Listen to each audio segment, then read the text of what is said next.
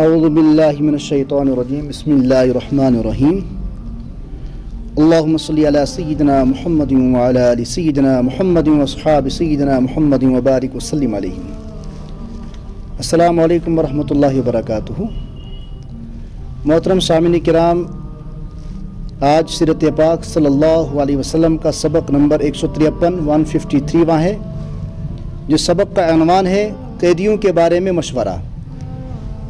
گزشتہ سبق ہم نے پڑھا تھا 152 والے سبق میں فتح بدر کے بعد جب رحمت عالم صلی اللہ علیہ وسلم صحابہ کرام کے ہمراہ مدینہ منورہ پہنچے اور ان کے ساتھ جو 70 قیدی تھے، ان قیدیوں کے ساتھ جو اخلاقی برتاؤ کیا گیا اور ان قیدیوں کو نہ باندھا گیا نہ کوٹری میں رکھا گیا، بلکہ انہیں ایمان والے صحابہ کراموں کے گھروں میں ہی قیدیوں کو رکھا گیا. اب آج کا جو سبق ہے قیدیوں کے بارے میں مشورہ. اب ان کے بارے میں مشورہ کرنا تھا کہ انہیں کیا کیا جائے، ان کے ساتھ کیا سلوک کیا جائے، کیا برتاؤ کیا جائے. یہ برتاؤ، یہ اخلاق بھی ایک تاریخ ساز بیان اس وقت ہو رہا تھا، رونما ہو رہے تھے یہ واقعات کہ جو تاریخ نہ پہلے کبھی پیش کر سکی، نہ مستقبل میں آج تک کوئی دوسری قوم پیش کر سکا. حضرت رحمت عالم صلی اللہ علیہ وسلم کو کسی صلاح مشورے کی ضرورت نہیں تھی، لیکن یہ اللہ تبارک و تعالیٰ کا آپ کو حکم تھا کہ آپ صحابہ سے مشورہ کیا کریں، کیا تاکہ ملت اسلامیہ کے لیے ترغیبات ہو جائے کہ صلاح اور مشوروں کے ذریعے سے آپ اپنے معاملات طے کیے کر سکیں.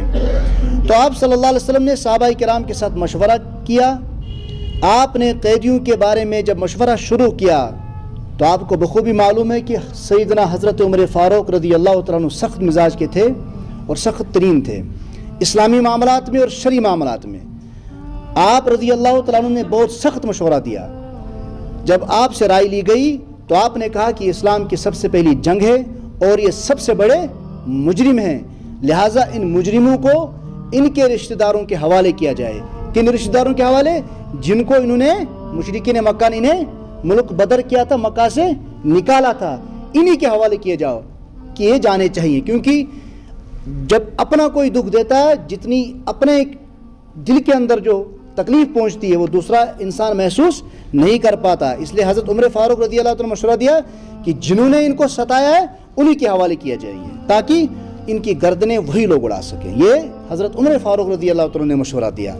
لیکن جب سیدنا صدیق اکبر رضی اللہ عنہ سے رائے پوچھی گئی تو سیدنا صدیق اکبر رضی اللہ عنہ نے رائے دی کہ یہ لوگ پہلی بار پھنسے ہیں، پہلی بار قید میں آ چکے ہیں، لہٰذا ان کو کچھ جرمانہ ان سے لے کر انہیں آزاد کر دیا جائے تاکہ اللہ تبارک و تعالیٰ کی طرف سے انہیں ہو سکتا ہے ہدایت نصیب ہو جائے.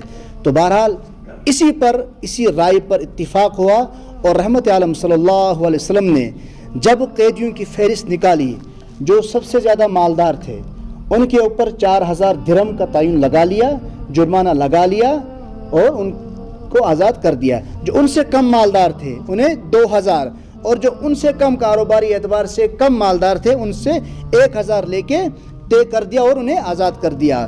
اور جو بالکل ہی کمزور تھے، جن کے پاس کچھ بھی نہیں تھا، مالی اعتبار سے کمزور تھے، ان میں سے جن کو لکھنا آتا تھا، اب دیکھیے رائے فیصلہ کیا تھا، ان میں سے جن کو لکھنا پڑھنا آتا تھا ان کے ساتھ یہ شرط طے کی گئی کہ وہ ہمارے 10 مسلمان بچوں کو تعلیم دیں گے، پڑھائیں گے. جن کے پاس کچھ نہیں ہے ان میں سے جو لکھنا پڑھنا جانتے ہیں وہ 10 مسلمانوں کو تعلیم دیں گے، پڑھائیں گے اور ان کو ان کے بعد آزاد کر دیا جائے گا.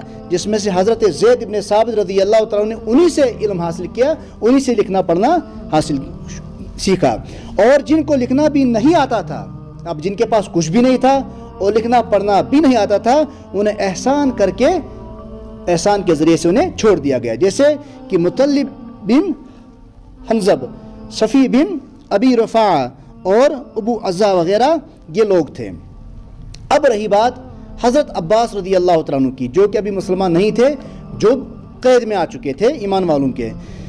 رسول اکرم صلی اللہ علیہ وسلم کو ان سے بہت محبت تھی کہ رات ان کے کرہانی کی آواز نے آپ صلی اللہ علیہ وسلم کو بے قرار کیا کہ وجہ معلوم فرمائی کہ عباس رضی اللہ تعالیٰ عنہ کیوں کرا رہے ہیں. تو پتہ چلا کہ رسیوں میں سختی کی وجہ سے وہ کرا رہے تھے، وہ رسیوں کے ساتھ باندھے ہوئے تھے، اسی کی سختی کی وجہ سے کہ وہ کرا رہے تھے. تو رحمت عالم صلی اللہ علیہ وسلم نے ان کو اس درد پر بہت دکھ کی اظہار ہوا، اور اس کے بعد صحابہ سے کہہ کر انہیں رسی تھوڑی بہت ڈھیلی کروا دی حضرت عباس رضی اللہ تعالیٰ عنہ کی۔ لیکن جس وقت فدیے کی بات آئی، جو فدیہ سب سے زیادہ مالداروں کو طے کیا گیا کہ انہیں اس کے بدلے آزاد کیا جائے گا، وہی فدیہ حضرت عباس رضی اللہ تعالیٰ عنہ کو بھی ان پر بھی طے ہوا گیا، تو ان پر بڑے مالداروں والا فدیہ مقرر ہوا، چونکہ برابری اور عدل و انصاف کا یہی تقاضا تھا۔ انہوں نے شکایت کی کہ یہ کچھ کم کیا جائے، لیکن اسلامی مساوات جس میں قریب اور دور، اپنے اور پرائے، پہچان والے اور انجانے سب برابر ہیں، شکایت نے کچھ کام نہیں دیا، اور بلکہ انصاری صحابی میں سے قبیلہ نجار کے لوگوں نے بھی سفارش کی کہ آپ یہ ہمارے بھتیجے ہیں، بھانجے ہیں، ہم ان کو ایسے ہی چھوڑنا چاہتے ہیں، ان پر آپ تعین نہ لگائیں، ان پر فدیہ مقرر نہ کیجیے۔ لیکن یہ بات بھی، ان کی سفارش بھی وہاں پر ناکام ہوگی، اور حضرت عباس رضی اللہ تعالیٰ عنہ کو بھی اسی فدیہ لے کر انہیں آزاد کر دیا گیا۔ یہ تھا آج کا سبق، اور کل کا سبق ہوگا رحمت عالم صلی اللہ علیہ وسلم کے داماد ابو العاص کی رہائی اور ایمان۔ وصلی اللہ تعالیٰ علی خیر خلقہ محمد وعلی آلہ وصحبہ اجمعین برحمتک۔